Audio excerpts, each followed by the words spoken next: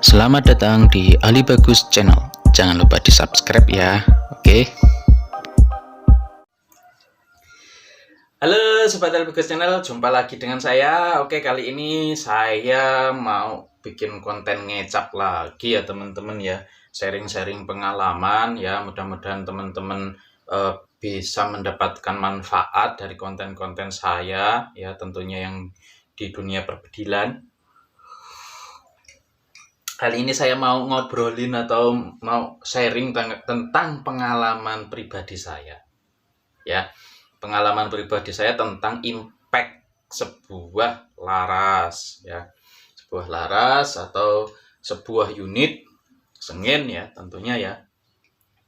Jadi selama ya kurang lebih saya bermain sengin ini, maksudnya bermain sengin secara intens ya, punya unit sendiri dan tiap hari pegang, tiap hari hampir tiap hari lah, anggap aja lah hampir tiap hari kita sentuh, terus kita coba-coba seperti itu.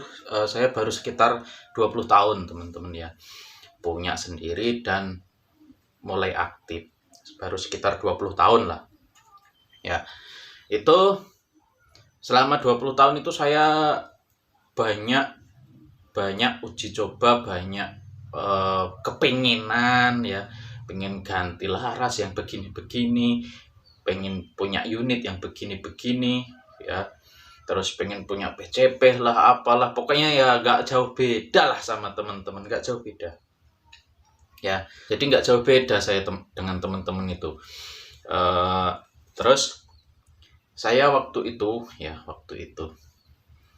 awal punya unit ini, nggak apa-apa ya sambil ngobrol aja ya teman-teman ya. Awal punya unit itu saya laras pendek. Waktu itu unitnya apa ya, sebelum Innova itu kalau nggak salah teman-teman, itu Benjamin teman-teman, Benjamin apa Canon gitu yang cekrek gitu. Tapi saya nggak lama itu punya itu, saya nggak bisa pakai, powernya juga kurang. Saya tukerlah sama waktu itu Sub Innova. Saya nggak lama juga saya tuker lagi sama Sub Dragon ya, Kang Asep ya kalau nonton video ini kalau inget. Aduh, waktu itu Kang Asep masih kalau nggak salah masih SMP ya. Terus saya tuker dengan Sub Dragon ya. Agak lama saya pakai Sub Dragon. Tadi itu Benjamin sama Sub Innova itu hitungan bulan ya teman-teman ya, mungkin sekitar 2 bulan udah ganti saya dari kedua unit itu ya tuh. Terus saya pakai Sub Dragon, nambah powernya. Saya belum menemukan akurasi yang saya inginkan waktu itu, tapi impact sudah saya dapat. Keinginan saya udah dapat, impactnya gede ya. Jadi ternyata impact teman-teman itu terpengaruh juga oleh yang paling besar adalah dorongan, gaya ya, gaya dorongan. Kalau saya klasifikasikan, kalau saya golongkan ya, saya bagi itu, impact itu minimal ada sekitar 3 ya yang mempengaruhi ya teman-teman ya. Satu, itu adalah gaya dorongnya ya, besarnya gaya dorong ya, atau energi yang untuk mendorongnya ya. Yang kedua adalah bentuk atau jenis dari mimis ya. Dan yang ketiga adalah twist rate tuh. Jadi nggak melulu cuma twist rate ya teman-teman ya. Malah twist rate itu ya sebenarnya sangat berpengaruh, cuma kalau dia dengan tekanan yang rendah juga nggak akan seberapa berpengaruh ya teman-teman ya. Jadi ini menjawab kemarin ada yang sedikit komplain, saya berpendapat bahwa smooth twist itu impactnya kurang ya. Sebenarnya impact itu ada 2, digolongkan menjadi 2 teman-teman ya.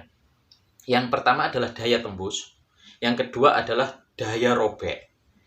Nah, kalau efek impact ini ya, atau smooth twist ya, ini luas aja ya, saya nggak terus menjustis satu merek ya.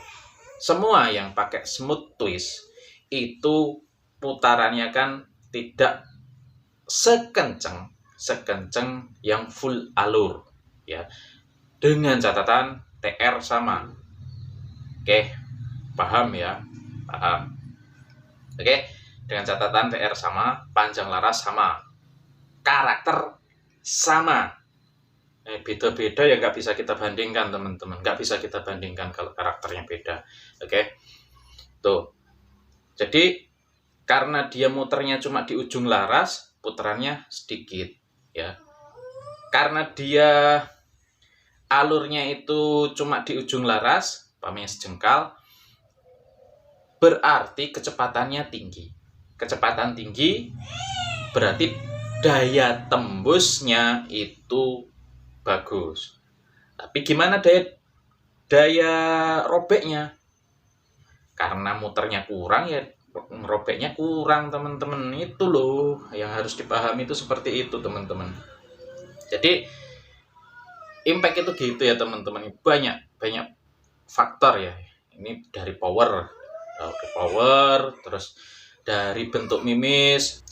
Nah, makanya saya sudah jelaskan di video saya yang sebelumnya ya, kalau rata-rata pengguna smooth twist itu pakainya itu mimisnya slug ya, slug.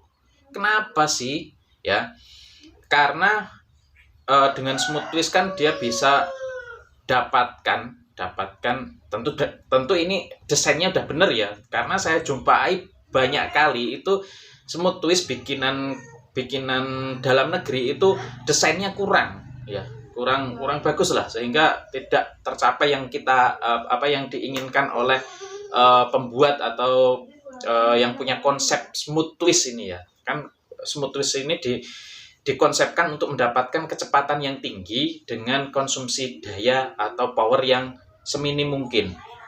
Tuh konsepnya smooth twist ya. Ya. Dengan kecepatan yang tinggi, otomatis daya tembusnya bagus. Daya tembus bagus, tinggal milih jenis mimis. Faktor yang kedua untuk sebuah impact, jenis mimis ya.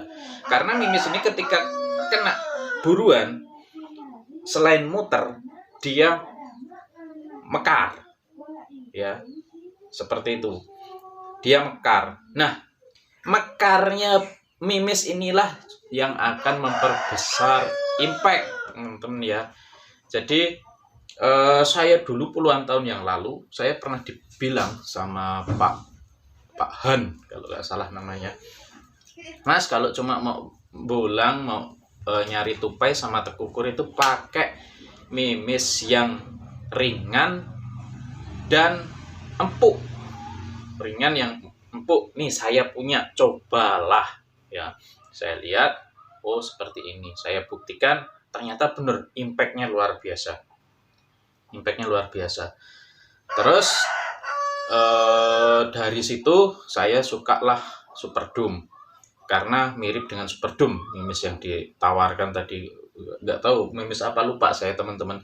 Pokoknya dia di bawah 8,3, mungkin 7 grain ya, tapi impor ini ya teman-teman ya, 7 grain. Kalau kena tekukur itu, wah, pecah dia mimisnya itu, mekrok gitu ya. Mantep banget itu ya, mantep banget pokoknya, impactnya mantep banget. Saya waktu itu pakai unit Sapinova 2 Jepang, laras LW ya. Ngidan. Oke, pakai mimis tuh mantep banget. Jenis mimis atau dari apa ya, spesifikasinya lah itu ya, seperti itu. Yang ketiga tadi apa ya teman-teman ya, TR ya, TR. Nah, untuk TR ini secara logika sederhana aja lah, semakin diputar berarti semakin ngobok, semakin daya robeknya tinggi, seperti itu ya teman-teman ya. Ini pengalaman ini saya dapatkan ketika saya memakai laras FWB dan Diana. Laras Feinberg Bow ya. Saya udah pernah nyobain, ngerasain FWB dan Diana. Itu kan dia larasnya pendek, putarannya mandan banyak, sehingga impactnya itu besar teman-teman. Seingat saya ya, dengan pakai 2 laras itu, saya bolang tupai itu nggak ada yang pernah istilahnya nggak jatuh. Tembak manapun kena jatuh, dan dia nggak istilahnya nggak ada istilah lari lah, udah diem, karena memang robeknya itu gede ya, kayak ya yang mendekati 5,5 lah, mendekati ya, nggak terus sama ya, mendekati ya, karena saya pakai mimisnya yang empuk tadi ya, yang mekrok. Saya dulu kalau mompai itu ya 7 kali rata-rata ya, 7 kali saya mompa itu kena kena perut ya. Saya pakai laras FWB itu kena perut, kobrot teman-teman, isi perutnya keluar semua, udah nggak bisa jalan lagi, dia mau naik lagi udah nggak kuat dia. Tuh impact itu ya, tuh daya robek ya, ngobek gitulah, susah jelasinnya. Seperti itu ya teman-teman ya. Tapi mungkin ada teman-teman yang kayaknya speednya tinggi banget, tembus doang ya, kena perut, tembus doang, lari tupainya. Kan tupai kurang ajar itu, bukan tupainya yang kurang ajar, emang karakter larasnya beda teman-teman. Dan mungkin teman-teman pakai mimisnya yang keras, jadi dia cuma nembus doang, nggak jeprek. Itu ya teman-teman ya, ini ngomongin tentang impact ya. Terus jenis mimis tadi ya, kalau pengen impactnya yang gede ya, berarti dia harus yang bisa mekrok ya, mekrok ini apa ya, yang bisa ngembang itu, kok ngembang sih mekar ya, yang bisa mekar ya teman-teman ya, yang bisa tadinya bentuknya seperti ini jadi jeprek itulah, mekar gitu ya, jadi mekar, jadi bentuk ginilah umpamanya ya, jadi gini gitu ya, jadi mekar itulah pokoknya. Tuh kalau mimisnya bisa mekar, berarti kalau untuk mekar itu kan harus bahan yang lunak teman-teman. Kalau yang keras kayak GR nggak bisa mekar teman-teman, nggak bisa. Slug yang import itu empuk teman-teman, empuk, bisa mekar, gampang mekar ya. Begitu kena target prak, apalagi kena tulang prak gitu ya. Terus rata-rata mimis import itu lunak teman-teman, jadi ketika kena target mekar itu ya. Kalau semakin tinggi powernya semakin nyeprek, seperti itu, jadi semakin impactnya gede teman-teman, seperti itu ya teman-teman ya. Oke, kita lanjut ke TR ya teman-teman ya. Setelah tadi power jelas mempengaruhi speed. Dengan speed yang tinggi, tembusnya semakin tinggi, daya tembusnya. Bentuk mimis semakin dia mendukung impact, semakin bagus impactnya. Yang ketiga TR. Nah ini TR itu fungsinya itu nggak cuma membesarkan impact, tapi juga untuk menyetabilkan lajunya mimis ya, memecah angin ketika ada dorongan angin ke kanan atau ke kiri ya, ke atas atau ke bawah ya, yang menerpa mimis, laju mimis, seperti itu ya. Dia menyetabilkan karena dia diputar teman-teman. Sesuatu yang meluncur dengan berputar itu akan lebih mampu untuk menembus udara, untuk menembus angin, dibanding sesuatu yang cuma meluncur doang ya. Ini udah rahasia umum lah teman-teman lah, udah rahasia umum sudah dipikirkan dari Perang Dunia Satu ya. Kita sebenarnya nggak usah bahas ini ya teman-teman ya, udah dipikirkan, makanya dibuat traveling itu kayak gitu, ada alurnya segala macam ya teman-teman ya, seperti itu.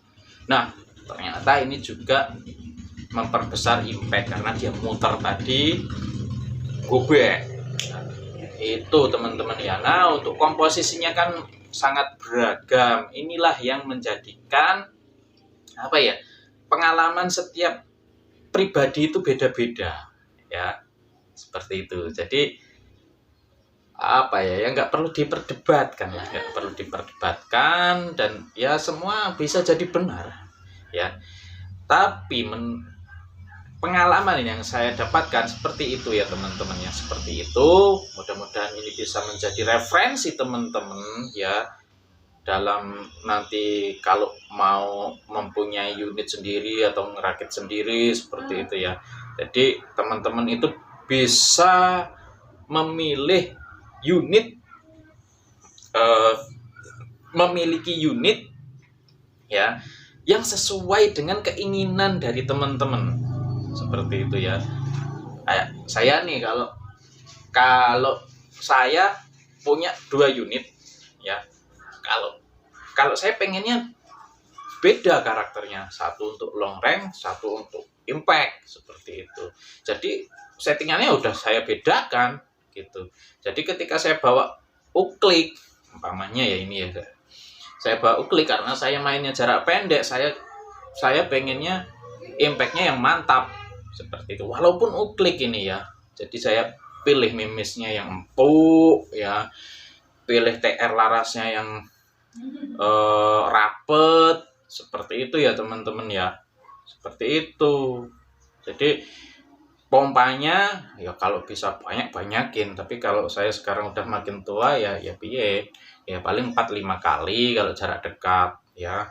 Dengan speed segitu impactnya udah cukup untuk tupai ya. Teman-teman boleh lihatlah video-video saya ya, rata-rata sekali bidik wassalam, nggak perlu terus di ini ya, nggak perlu di 2 kaliin ya.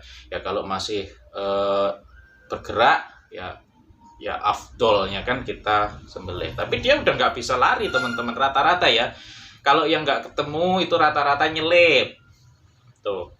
Itu memang kendala saya di sini, banyak semak-semak yang tinggi, bahkan sebagian ya teman-teman ya, semak-semaknya sampai segini. Kalau saya udah di semak-semak yang segini, saya nyarinya nggak lama-lama teman-teman, takut ada ular.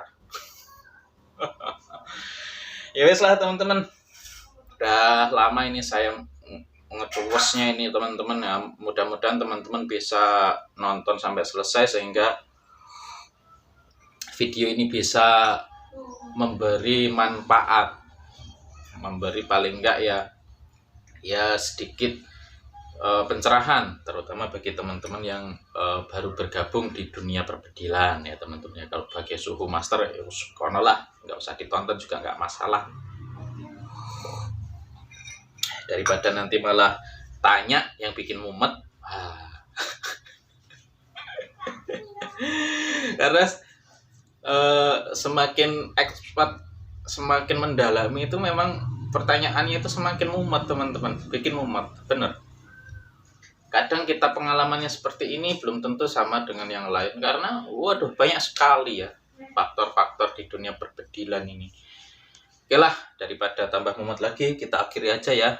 Terima kasih telah menonton sampai selesai, dan sampai jumpa untuk video-video selanjutnya. Dadah.